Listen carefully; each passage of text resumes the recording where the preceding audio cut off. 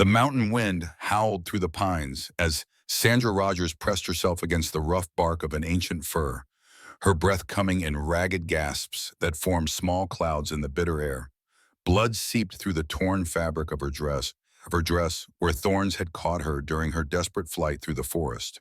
Behind her, she could hear them calling her name, their voices carrying a menace that made her stomach clench with familiar terror. She had run as far as her battered body would carry her, but now there was nowhere left to go except over the cliff that dropped away into darkness, just yards from where she crouched. Her fingers traced the fresh bruises along her throat, purple and black marks that told the story of her latest punishment. The scars that crisscrossed her arms and back throbbed with each heartbeat, old wounds that had never properly healed layered beneath new ones. She had thought she was finally free when she escaped 3 days ago, but they had found her trail and followed her into these remote mountains where no law existed except the brutal justice of men who believed they owned her. The sound of breaking branches grew closer, and Sandra knew her time was running out.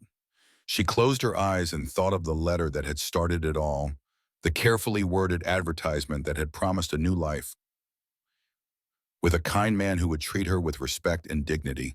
How naive she had been to believe such words could be true. Instead, she had found herself trapped in a nightmare that made her childhood seem like paradise by comparison.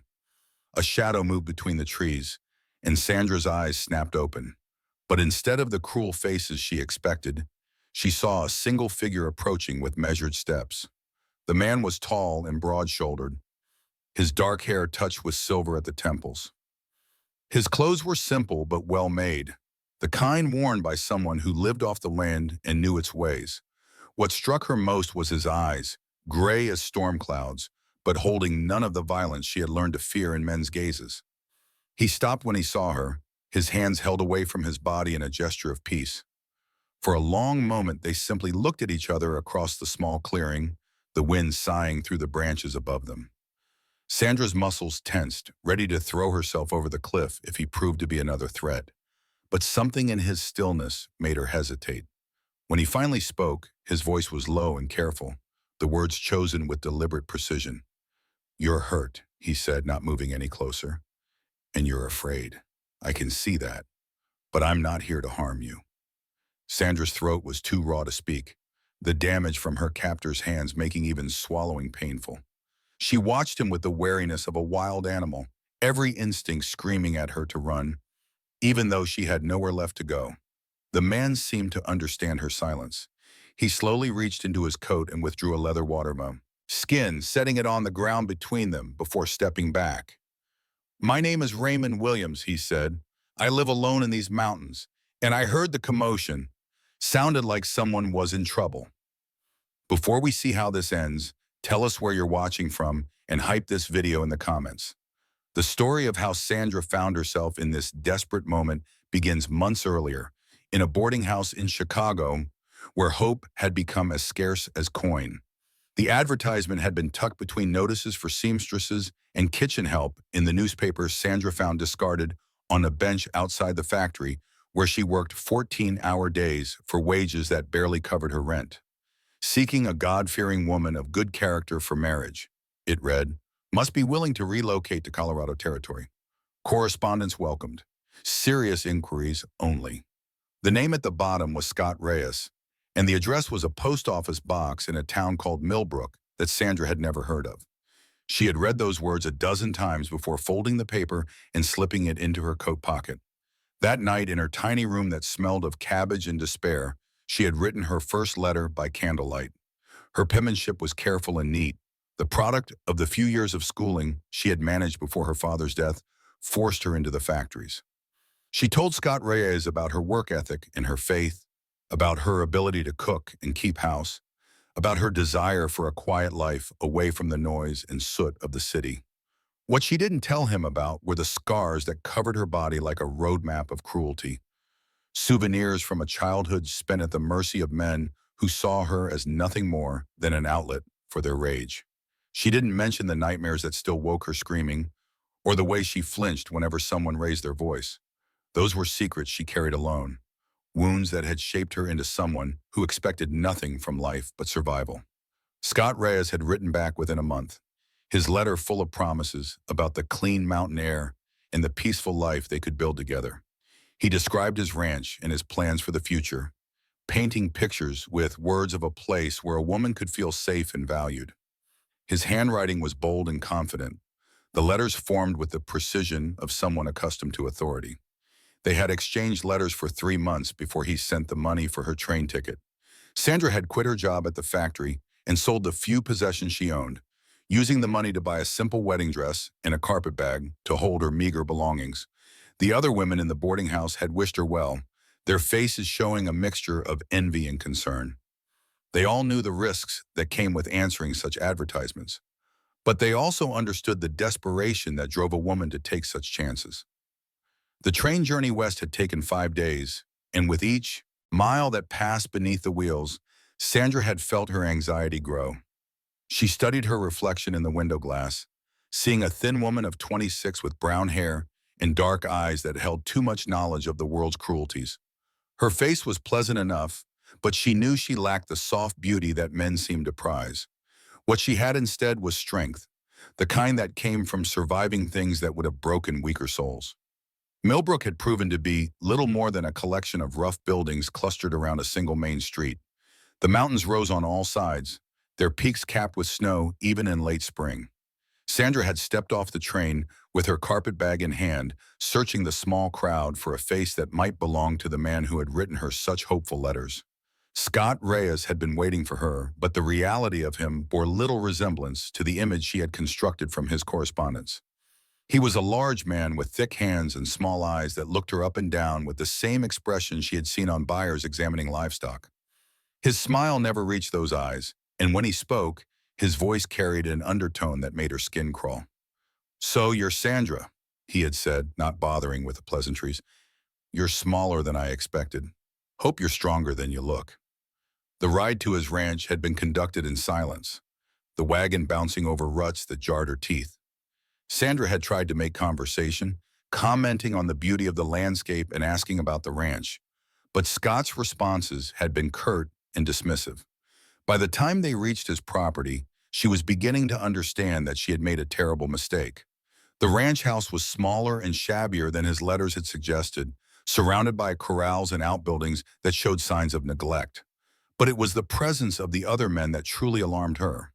They watched her arrival with expressions that made her stomach turn, their gazes lingering on her body in ways that spoke of ownership rather than respect. Scott had introduced them as his business partners, men who helped him run cattle and manage the property. There was Andrew Gomez, a lean man with dead eyes and scarred knuckles, and Christopher Green, whose smile revealed teeth stained with tobacco.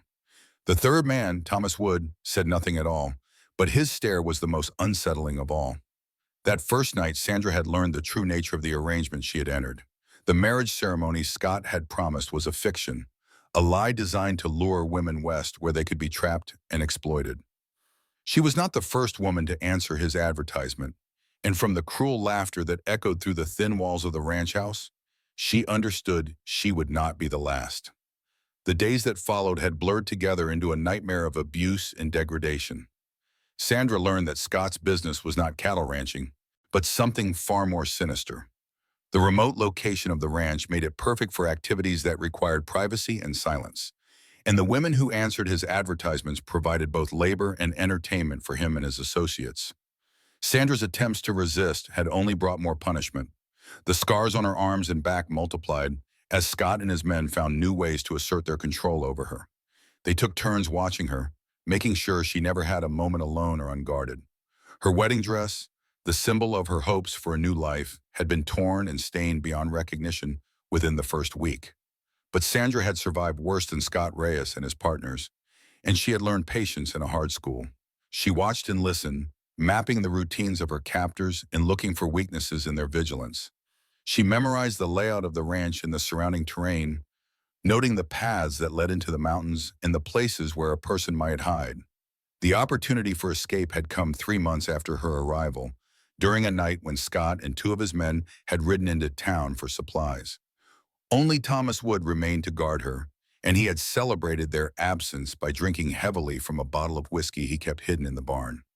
Sandra had waited until his snores echoed through the house before slipping out through a window she had carefully loosened over the course of several weeks. She had taken nothing but the clothes on her back and a small knife she had stolen from the kitchen. The mountains had seemed like her best hope for escape, their maze of valleys and ridges offering countless places to hide. But she had underestimated both the harshness of the terrain and the determination of her pursuers. For 3 days she had climbed higher into the peaks, following game trails and creek beds, surviving on berries and stream water. The thin air had made every step a struggle, and the cold nights had nearly killed her more than once. But the alternative was worse than death. So she had pressed on, driven by a desperation that went deeper than mere survival. Now, crouched against the fir tree with Raymond Williams watching her from across the clearing, Sandra felt the weight of those 3 days in every muscle of her body. The water skin he had offered gleamed in the dappled sunlight, but she made no move to reach for it. Trust was a luxury she could no longer afford, no matter how gentle his voice or how peaceful his demeanor.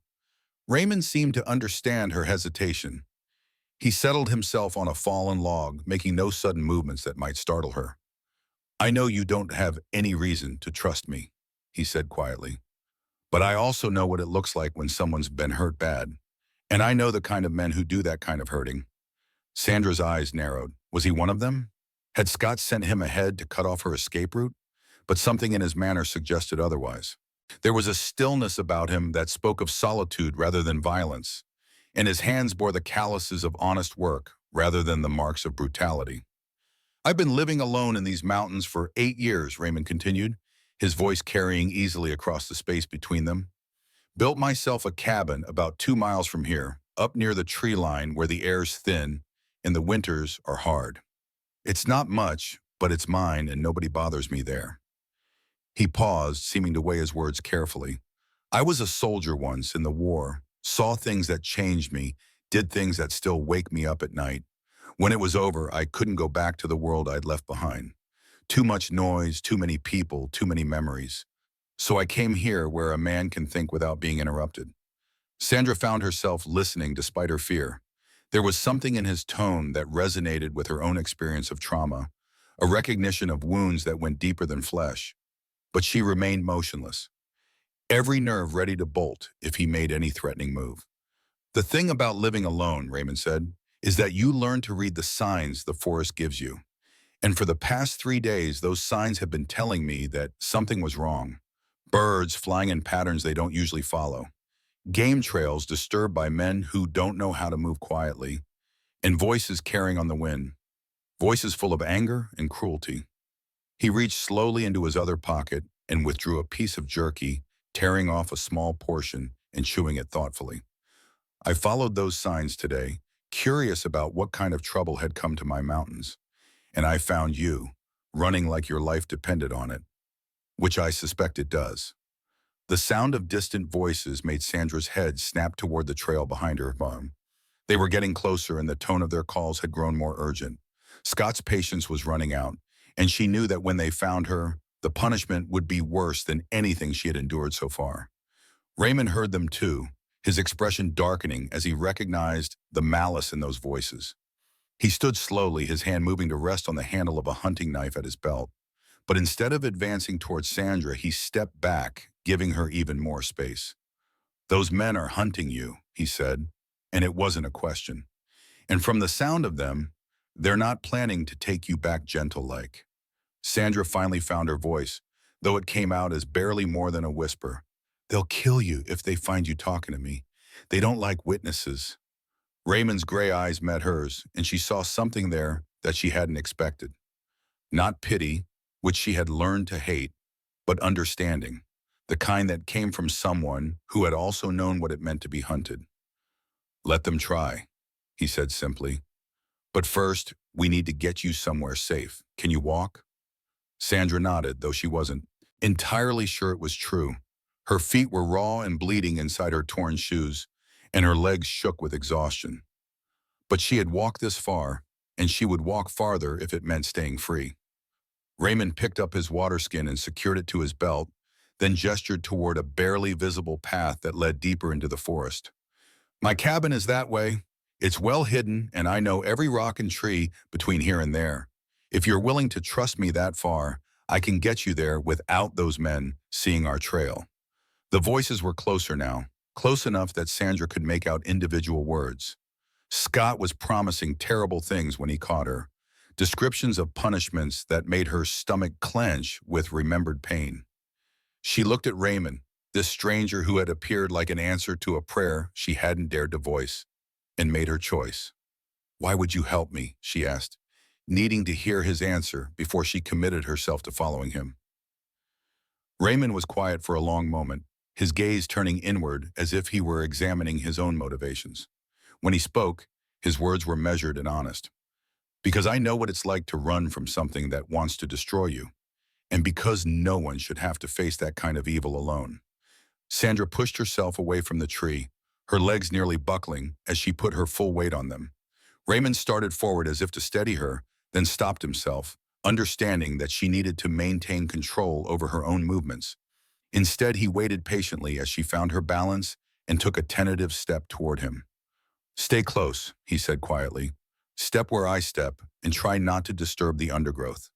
These mountains have their own language, and we need to speak it if we want to disappear." They moved into the forest together, Raymond leading with the sure steps of someone who knew every inch of the terrain. Sandra followed, focusing all her remaining strength on placing her feet exactly where his had been. Behind them, the voices of their pursuers grew fainter, though she could still hear Scott's curses echoing through the trees. The path Raymond chose was not really a path at all, but rather a series of natural corridors between the largest trees and rock formations. He moved with an economy of motion that spoke of years spent navigating these slopes, pausing occasionally to listen for sounds of pursuit or to help Sandra over a particularly difficult obstacle. As they climbed higher, the air grew thinner and colder. Sandra's breath came in short gasps, and more than once she had to stop and lean against a tree while the world spun around her. Each time, Raymond waited without comment, his presence a steady reassurance that she was no longer alone in her flight. The cabin, when they finally reached it, was so well camouflaged that Sandra almost walked past it without seeing it. Built into a natural depression between two large boulders, it seemed to grow out of the mountainside itself. The walls were made of logs that had weathered to the same gray as the surrounding stone, and the roof was covered with sod that supported a small garden of mountain grass and wildflowers. Raymond opened the door and stepped inside, leaving it open for Sandra to follow. She hesitated on the threshold, old instincts warning her about entering any space where she might be trapped. But the alternative was to remain outside, exposed and vulnerable. So she forced herself to step across the doorway. The interior of the cabin was sparse but clean, furnished with handmade furniture that showed the skill of its creator. A stone fireplace dominated one wall, with a neat stack of split wood beside it. Shelves lined another wall, holding books and supplies in orderly rows. A simple bed occupied one corner, its blankets military neat, while a small table and two chairs sat beneath the single window. What struck Sandra most was the sense of peace that permeated the space. This was a refuge built by someone who understood the need for sanctuary, a place where the outside world could be held at bay. She found herself relaxing slightly for the first time in months, though she remained ready to flee at the first sign of danger.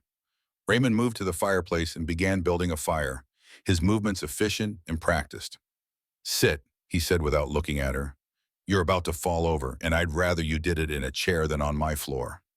Sandra lowered herself onto one of the chairs, grateful beyond words to be off her feet. The warmth from the growing fire began to penetrate her chilled body, and she realized just how cold she had become during their climb through the mountains. "When did you last eat?" Raymond asked, hanging a kettle over the flames. Sandra had to think about it. Time had become fluid during her escape, measured not in hours but in the distance between herself and her pursuers. "2 days ago, I think. Some berries I found by a stream."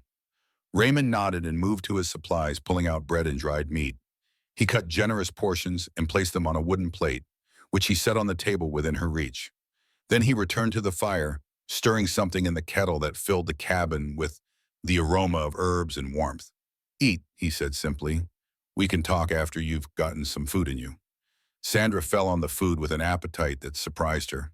She had been so focused on escape that she had barely noticed her hunger, but now it hit her with overwhelming force.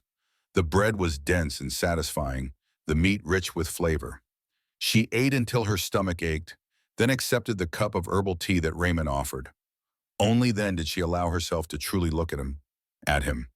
He was older than she had first thought, probably in his early 40s, with lines around his eyes that spoke of years spent squinting into sun and wind.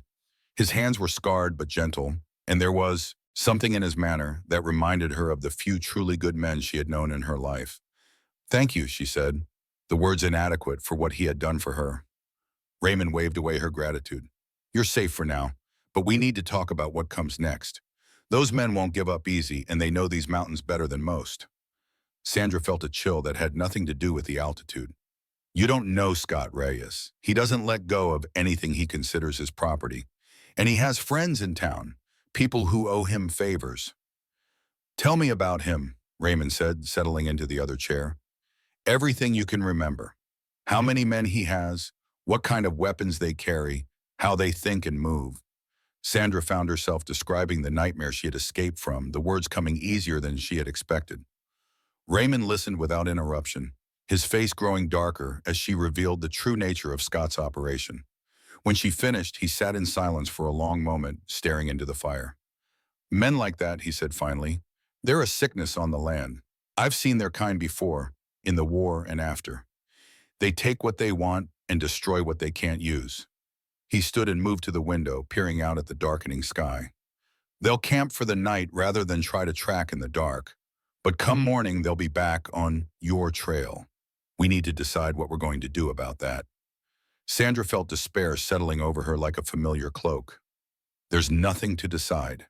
I can't outrun them forever, and I won't ask you to fight my battles for me. You've already done more than anyone had a right to expect." Raymond turned from the window, his gray eyes intense. "You think I'm going to just hand you over to them, let them drag you back to whatever hell you escaped from? I think you're one man against four, and they won't hesitate to kill you if you get in their way," Sandra replied. "I've seen what they do to people who cross them. And I've seen what happens when good people do nothing while evil runs free," Raymond said, his voice carrying the weight of old regrets. "I spent too many years of my life standing by and watching while stronger men hurt weaker ones. I won't do it again." Sandra stared at him, trying to understand what drove this mountain hermit to risk his life for a stranger. In her experience, men who offered help always wanted something in return, and the price was usually higher than she could afford to pay. But Raymond's offer seemed to come from a different place, one she couldn't quite comprehend. "Why, she asked.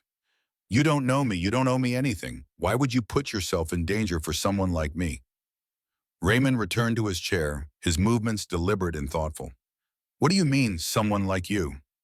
Sandra gestured to herself, to the torn dress and the visible bruises, to the scars that marked her arms like a catalog of suffering. "Look at me. I'm nobody special, just another broken woman who made bad choices and ended up in trouble." The silence that followed was so complete that Sandra could hear the wind sighing through the pines outside. When Raymond finally spoke, his voice was quiet but firm. "I see a woman who survived things that would have destroyed most people. I see someone who found the courage to run when running was the only option left. I see scars that tell a story of endurance, not weakness." He leaned forward, his eyes never leaving her face. "You want to know why I'm willing to help you? Because I recognize something in you that I thought I'd lost forever. The will to keep fighting even when everything seems hopeless." Sandra felt tears threatening, an emotion she had trained herself not to show. "You don't understand what they did to me, what they'll do to you if you try to stop them." "Then tell me," Raymond said. "Help me understand." The words came slowly at first, then in a rush that left Sandra breathless. She told him about the advertisement and the false promises, about the journey west and the horror that had awaited her. She described the ranch and the other women who had answered similar advertisements, women who had disappeared or been broken beyond repair. She told him about the nights when Scott and his men had used her for their entertainment, about the beatings that had left her barely conscious, about the constant fear that had become her only companion. She spoke of the scars on her body and the deeper wounds that might never heal, of the way they had tried to convince her that she deserved everything they did to her. When she finished, Raymond sat in silence for a long time. Sandra watched his face, expecting to see the disgust or pity that usually followed such revelations. Instead, she saw a quiet rage that burned like banked coals, controlled but deadly. "I'm sorry," he said finally. "Sorry that happened to you, and sorry that there are men in this world who think they have the right to treat another human being that way." He stood and moved to a chest in the corner of the cabin, withdrawing something wrapped in oilcloth. When he unwrapped it, Sandra saw that it was a rifle, well-maintained and obviously functional. Raymond checked the action with practiced efficiency, then set it aside and pulled out a smaller package that contained ammunition. "I told you I was a soldier," he said without looking at her. "What I didn't tell you was that I was good at it. Very good. I learned how to track men through country they thought they knew, how to set traps that would make them wish they'd never been born." He loaded the rifle with smooth, economical movements. "I also learned that sometimes the only way to stop evil is to meet it with superior force. Talking doesn't work with men like Scott Reyes. They only understand one language." Sandra felt a chill of fear, not for herself but for Raymond. "You can't fight all of them. Even Wayne. If you win, there will be consequences. People in town who will ask questions." Raymond's smile was grim. "Let me worry about that. Right now, the only question that matters is whether you're willing to let me help you end this." Sandra looked at him, this man who had appeared in her darkest hour like an answer to a prayer she hadn't dared to voice. She thought about the other women who might answer Scott's advertisements in the future, about the cycle of abuse that would continue unless someone stopped it. "What do you need me to do?" she asked. The plan Raymond outlined was simple in concept, but would require precise timing and nerves of steel to execute.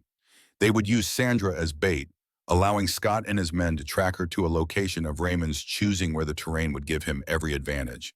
It was dangerous, requiring Sandra to trust that Raymond could protect her when the moment came, but it was also their best chance of ending the threat permanently.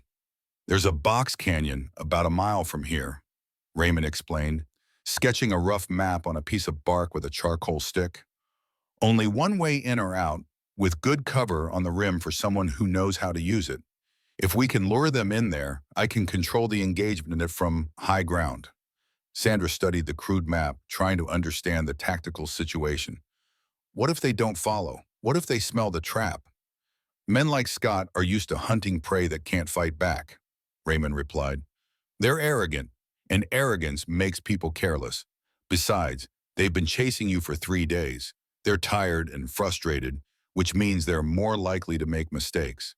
He moved to another chest and began pulling out additional supplies: rope, dried food, extra ammunition, and a second smaller rifle that he offered to Sandra. She took it hesitantly, surprised by its weight and balance. "Do you know how to use one of these?" Raymond asked. Sandra nodded. Her father had taught her to shoot when she was young, before drink and despair had claimed him. It had been years since she had held a firearm, but the basic principles came back to her as she examined the weapon. "Goody," Raymond said. "I hope you won't need it, but it's better to have it and not need it than the other way around." They spent the next hour going over the plan in detail, with Raymond explaining the layout of the canyon and the positions he wanted Sandra to take during different phases of the operation. He was thorough and patient, answering her questions and adjusting the plan based on her concerns. As they talked, Sandra found herself studying Raymond with new eyes. The quiet mountain man had revealed himself to be a tactician of considerable skill, someone who understood both the terrain and the psychology of the men they would be facing. There was something almost military in his approach to the problem, a methodical competence that spoke of hard-won experience. "You were more than just a soldier, weren't you?" she asked during a lull in their planning. Raymond's hand stilled on the rifle he was cleaning. "What makes you say that?" "The way you think about this, it's not just about protecting me anymore. You're planning to eliminate a threat." Raymond set down the rifle and looked at her directly. "I was a scout for the Army during the war. My job was to go behind enemy lines, gather intelligence, and sometimes deal with problems that couldn't be handled through conventional means." Sandra felt a chill as she understood what he was telling her. "You were an assassin." "I was a soldier doing what needed to be done to protect innocent people," Raymond replied. "The methods don't matter as much as the results." The distinction seemed important to him, and Sandra found herself nodding. She had learned the difference between violence used to protect and violence used to destroy, and she recognized which category Raymond's actions would fall into. "Are you afraid?" she asked. Raymond considered the question seriously. "Of dying? No, I made my peace with that possibility a long time ago. Of failing to protect you? Yes, that terrifies me." The honesty in his voice made Sandra's throat tighten with emotion. When was the last time someone had cared enough about her welfare to be afraid for her? She couldn't remember, and the realization was both painful and strangely healing. "We should get some rest," Raymond said, apparently uncomfortable with the direction the conversation had taken. "Tomorrow will be a long day and we'll need to be sharp." He offered Sandra the bed, but she refused, settling instead on a pile of blankets near the fire. Sleep came slowly, her mind replaying the events of the day and the plan they had made for tomorrow. When she finally drifted off, her dreams were haunted by the faces of Scott and his men. But for the first time in months, they were not the only figures in her nightmares. Raymond was there too, standing between her and the darkness like a guardian angel with a rifle. Sandra woke before dawn to find Raymond already up and moving quietly around the cabin. He had prepared a simple breakfast of bread and coffee, and he handed her a cup without speaking. The silence between them was comfortable, the kind that came from shared purpose rather than awkwardness. Outside, the sky was beginning to lighten, painting the peaks in shades of gold and pink. It would have been beautiful under other circumstances, but today the sunrise simply marked the beginning of what might be their last day alive. "They'll start moving as soon as they can see the trail," Raymond said, checking his rifle one final time. "We need to be in position before they reach the canyon." Sandra nodded, her stomach tight with nervous energy. She had slept little, and what rest she had managed was broken by dreams of violence and retribution. But she felt clearer than she had in months, as if the decision to fight back had burned away some of the fear and despair that had been weighing her down. They left the cabin together, moving through the forest with the same careful stealth they had used the night before. Raymond led the way to the canyon, taking a circuitous route that would allow them to approach from above without being seen. The morning air was crisp and thin, and Sandra's breath formed small clouds as they climbed. The canyon was exactly as Raymond had described it, a narrow defile between high walls of stone with a single entrance that could be easily defended from the rim. Raymond positioned Sandra behind a large boulder that would provide both cover and a clear field of fire, then moved to his own position about 50 yards away. "Remember," he said before leaving her, "don't shoot unless you have to. And if things go wrong, if I fall or get overwhelmed, you run. Don't try to help me, just get out of here and keep going." Sandra wanted to argue, to tell him that she wouldn't abandon him the way everyone else in her life had abandoned her.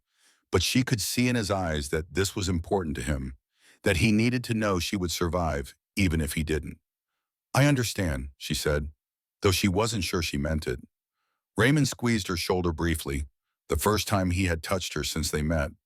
Then he was gone, moving through the rocks with the silent grace of a predator. Sandra settled in to wait, the rifle across her knees and her eyes fixed on the canyon entrance below. The sun climbed higher, warming the stone around her and casting sharp shadows across the canyon floor. Birds called in the distance, and somewhere a stream gurgled over rocks, peaceful sounds that seemed to mock the violence that was coming. She didn't have to wait long. The sound of voices echoed off the canyon walls, growing louder as Scott and his men approached the entrance. Sandra's heart began to race as she recognized Scott's voice, harsh and angry as he berated his companions for losing her trail in the darkness. "She can't have gone far," he was saying. "Weak little thing like that. She's probably holed up somewhere waiting to die." The cruelty in his voice made Sandra's hands clench on the rifle. How many women had he spoken about that way? How many lives had he destroyed with his casual brutality? They appeared at the mouth of the canyon. 4 men on horseback, their faces grim with determination and fatigue. Scott rode in the lead, his bulk making his horse struggle with each step. Behind him came Andrew Gomez and Christopher Green, their rifles ready and their eyes scanning the canyon walls. Thomas Wood brought up the rear, silent as always, but no less dangerous for his quietude. They paused at the entrance, clearly suspicious of the narrow passage and the high walls that surrounded it. Sandra held her breath, praying that their arrogance would overcome their caution. Tracks go in there, Andrew said, pointing at the canyon. Floor. Fresh ones. Scott studied the entrance for a long moment, his small eyes calculating. Could be a trap. Could be, Christopher agreed. But where's she gonna get help up here? Ain't nobody for 50 miles who'd stand against us. Scott's laugh was ugly.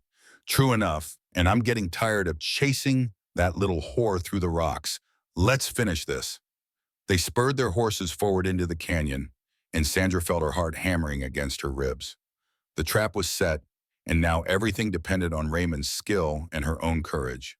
The four men rode deeper into the canyon, their horses' hooves echoing off the stone walls. Sandra could see them clearly from her position on the rim, could read the confidence in their postures and the casual cruelty in their faces. They thought they were closing in on helpless prey, never imagining that they had walked into a carefully prepared killing ground. Raymond's voice rang out from somewhere across the canyon, amplified by the stone walls, until it seemed to come from everywhere at once. Scott Reyes! The four men pulled up short, their heads swiveling as they tried to locate the source of the voice.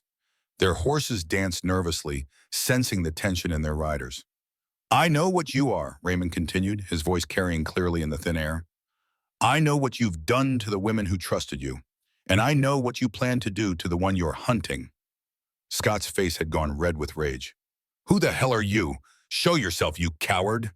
I'm the man who's going to make sure you never hurt another innocent person, Raymond replied. You have one chance to ride out of here and never come back. Take it or face the consequences. Scott's laugh was harsh and mocking. One man against four? You must be crazy, mister. We'll hunt you down like a dog and make you watch while we finish what we started with that little whore. The words hit Sandra like physical blows, bringing back memories of countless similar threats. But instead of cowering, she felt a cold rage building in her chest. These men had taken so much from her, had tried to convince her that she was worthless and deserved their abuse. Now they were threatening the one person who had shown her kindness and respect. Last chance, Raymond called out, and Sandra could hear the finality in his voice. Scott's response was to raise his rifle and fire a shot in the direction of Raymond's voice. The bullet sparked off stones somewhere above, and the sound of the shot echoed through the canyon like thunder. What followed happened with the swift brutality of a summer storm. Raymond's first shot took Scott in the chest, the impact lifting him from his saddle and sending him crashing to the canyon floor. His horse reared and bolted, adding to the chaos as the other three men tried to control their mounts and locate their attacker. Andrew Gomez was the next to fall, Raymond's second shot catching him as he tried to find cover behind a boulder. Christopher Green managed to get off a wild shot before Raymond's rifle spoke again, the bullet finding its mark with deadly precision. Only Thomas Wood remained, and he proved to be more dangerous than his companions. Instead of panicking, he dismounted and used his horse as cover, firing methodically at Raymond's position. Sandra could see muzzle flashes from the rocks where Raymond was hidden, but she couldn't tell if he had been hit. Thomas began moving toward Raymond's position, using the canyon walls for cover and firing as he advanced. Sandra realized with growing horror that he was going to get close enough to finish Raymond at close range. She raised her rifle, her hands shaking as she tried to line up the shot. Thomas was moving quickly, darting from rock to rock, and the angle was difficult. But she had to try. Raymond had risked everything to help her, and she wouldn't let him die because she was too afraid to act. The rifle bucked against her shoulder, and she saw Thomas stumble. But he wasn't down, and he had spotted her position. His return shot chipped stone inches from her head, and she ducked behind the boulder as more bullets whined overhead. When she looked up again, Thomas was gone, disappeared into the maze of rocks at the base of the canyon wall. Sandra's heart pounded as she realized he was probably trying to find a way up to her position. She was trapped, with nowhere to run and limited ammunition. A sound behind her made her spin around, the rifle coming up instinctively. Thomas Wood stood 20 feet away, his own weapon trained on her chest. His shirt was dark with blood from her shot, but he was still very much alive and very dangerous. Well, well, he said, his voice carrying a note of satisfaction. The little bird thought she could fly. Sandra stared down the barrel of Thomas Wood's rifle, time seeming to slow as she faced her own mortality. The man's eyes were flat and cold, holding no more emotion than a snake's. Blood seeped through his shirt where her bullet had found its mark, but the wound didn't seem to be slowing him down. "Drop the rifle," Thomas said, his voice conversational despite the circumstances. "Nice and slow, or I'll put a bullet through your pretty face." Sandra's mind raced as she tried to think of options. The rifle in her hands was her only advantage, but Thomas had the drop on her. If she tried to swing it around, he would kill her before she could get off a shot. But if she surrendered her weapon, she would be completely at his mercy. "I said drop it," Thomas repeated, his finger tightening on the trigger. Sandra let the rifle fall from her hands, the weapon clattering on the stone. Thomas smiled, the expression transforming his face into something truly frightening. "That's better. Now you and me are going to have a little conversation about what happened to my friends down there." "They're dead," Sandra said, surprised by the steadiness of her own voice. "Just like you're going to be." Thomas laughed, a sound like breaking glass. "You think your boyfriend is coming to save you? I put 3 bullets in him before I came up here. He's bleeding out down there in the rocks, probably already dead." The words hit Sandra like physical blows, but she refused to let Thomas see her despair. Raymond had saved her life and given her back her dignity. She wouldn't dishonor his sacrifice by begging for mercy from this monster. "Scott was right about you," Thomas continued, moving closer. "You are a pretty little thing, even with all those scars. Maybe we can have some fun before I finish you off." Sandra backed away from him, her feet finding purchase on the uneven stone. Behind her, the canyon rim dropped away into empty air, but she found herself calculating the distance. It would be a quick death, at least, and on her own terms. "Don't even think about it," Thomas said, reading her intentions. "You jump, and I'll make sure to tell everyone how the famous Sandra Rogers died like a coward." Sandra stopped backing away, her spine straightening with sudden resolve. "My name is Sandra Phillips," she said clearly, "and I'm not afraid of you anymore." The change in her voice seemed to surprise Thomas. For the first time since he had appeared, uncertainty flickered in his cold eyes. Sandra used that moment of confusion to her advantage, diving to the side as his rifle swung to track her movement. The shot went wide, the bullet sparking off stone, and as Sandra rolled behind a smaller boulder. It wasn't much cover, but it was better than standing in the open. Thomas cursed and worked the action of his rifle, preparing for another shot. That was when Raymond appeared behind him, moving like a ghost despite the blood that darkened his shirt. Thomas must have heard something, because he started to turn, but Raymond was already moving. The knife in his hand caught the morning sunlight as it found its target, sliding between Thomas's ribs with surgical precision. Thomas Wood dropped his rifle and fell to his knees, his hands clutching at the wound.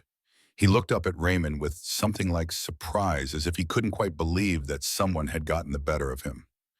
"This is for all the women you hurt," Raymond said quietly, "and for the ones you would have hurt in the future." Thomas tried to say something, but only blood came out of his mouth. He toppled forward and lay still. His reign of terror finally ended. Raymond swayed on his feet, and Sandra could see that Thomas had been right about him being hit. Blood seeped through his shirt in multiple places, and his face was pale with blood loss. "Raymond!" Sandra scrambled to her feet and rushed to his side, catching him as he started to fall. "I'm all right," he said, though clearly he wasn't. "Just need to sit down for a minute." Sandra helped him to a flat rock, her hands gentle as she examined his wounds. 2 bullets had grazed him, leaving bloody furrows along his ribs, but neither appeared to have hit anything vital. The third had passed through his left arm, leaving clean entry and exit wounds. They were bleeding freely but weren't life-threatening. "We need to get you back to the cabin," Sandra said, tearing strips from her dress to use as bandages. "These need to be cleaned and properly dressed." Raymond nodded, his breathing labored but steady. "In a minute. First, we need to deal with the bodies. Can't leave them here for scavengers to find." The task of disposing of 4 bodies was grim work, but necessary. Raymond, despite his wounds, insisted on helping as much as he was able. They dragged the corpses deeper into the canyon, to a place where rockfalls had created natural cairns. It would be months, if ever, before anyone found them, and by then the mountain weather would have done its work. Sandra found Scott's body last, the man who had caused her so much suffering, reduced to nothing more than lifeless meat. She felt no satisfaction in his death, only a profound sense of relief that he would never hurt anyone again. The nightmare that had begun with a hopeful letter was finally over. They searched the bodies for anything useful, finding money and supplies that would help them through the coming winter. More importantly, they found letters and documents that revealed the full scope of Scott's operation. There were names of other men involved in the trafficking scheme, addresses of contacts in various towns, and records of transactions that painted a picture of systematic abuse spanning years. "This needs to get to the territorial marshal," Raymond said, examining the papers. "There are other women out there who need help, and other men who need to face justice." Sandra nodded, understanding that their work was not yet finished. But for now, it was enough that the immediate threat was ended. Scott Reyes and his partners would never again lure innocent women into their web of cruelty. The journey back to the cabin was slow and difficult, with Raymond leaning heavily on Sandra's shoulder. By the time they reached his sanctuary, his face was gray with exhaustion and blood loss. Sandra helped him inside and onto the bed, then set about cleaning and dressing his wounds with supplies from his medical kit. As she worked, Raymond watched her with eyes that held a new kind of awareness. "You saved my life up there," he said quietly. "If you hadn't wounded Thomas, he would have killed me." Sandra paused in her bandaging, meeting his gaze. "You saved mine first, and not just from Scott and his men. You gave me back something I thought I'd lost forever." "What's that?" "The belief that I'm worth saving." Raymond reached out and gently touched her hand, the first truly tender gesture she had received from a man in longer than she could remember. "You were always worth saving, Sandra. You just needed someone to help you remember that." Over the following days, as Raymond recovered from his wounds, they talked about the future. The documents they had found would indeed go to the territorial marshal, along with Sandra's testimony about Scott's operation. There would be questions and investigations, but Raymond's reputation as a war hero and Sandra's obvious status as a victim would protect them from serious legal consequences. More importantly, they talked about what came next for both of them. Raymond's solitary life in the mountains had served its purpose, helping him heal from the wounds of war and find peace with his past. But Sandra's presence had awakened something in him that he had thought was dead forever: the desire for human connection and the possibility of building something lasting with another person. For Sandra, the choice was more complex. She could return to civilization, use the money they had taken from Scott's men to start a new life somewhere far from the memories of her ordeal. Or she could stay in the mountains with Raymond, helping him tend his garden and learning to find peace in the rhythm of the seasons. "I'm not the same person I was when I answered that advertisement," she told him one evening as they sat by the fire. "That woman was looking for someone to take care of her, to make her feel safe. But I don't need that anymore." Raymond looked at her across the flames, seeing the strength that had always been there, but was now visible to anyone who cared to look. "What do you need?" Sandra smiled, the expression transforming her face and erasing years of pain and fear. "A partner, someone to build something with, to face whatever comes next together." "I can be that," Raymond said simply, "if you'll have me." The answer was in her eyes before she spoke it, a yes that came from the deepest part of her heart. They had both been broken by their experiences, scarred by violence and loss. But together they had found something that neither could have achieved alone: the courage to hope again. As winter settled over the mountains, Sandra Rogers learned to love the silence and beauty of the high country. She learned to read the weather in the clouds and to find food in the forest. She learned to shoot with deadly accuracy and to move through the wilderness without leaving a trace. Most importantly, she learned that survival was not enough. True healing came from choosing to build something beautiful from the ashes of destruction, from refusing to let cruelty have the final word in the story of her life. The scars on her body would always remain, reminders of the darkness she had endured. But they no longer defined her. Instead, they had become proof of her strength, evidence of battles fought and won, of a spirit that could not be broken no matter what forces were arrayed against it. In the spring, when the snow melted and the mountain passes opened again, Sandra and Raymond would descend to the valleys below to deliver their evidence to the authorities and to help other victims of Scott's network find justice. But they would always return to their sanctuary in the high country, to the cabin where two wounded souls had found each other and discovered that love could bloom even in the harshest soil. The mountain wind still howled through the pines, but now it sang of freedom rather than fear, of hope rather than despair. And in the quiet moments before sleep, Sandra would sometimes remember the woman who had answered that advertisement so many months ago, full of desperate hope and naive trust. That woman was gone forever, but in her place stood someone stronger, someone who had learned that the most important battles were often fought not against external enemies, but against the voices inside that whispered of worthlessness and defeat. Sandra Phillips had found her voice at last, and it spoke of courage, of resilience, and of the unshakable truth that every human being deserved to be treated with dignity and respect.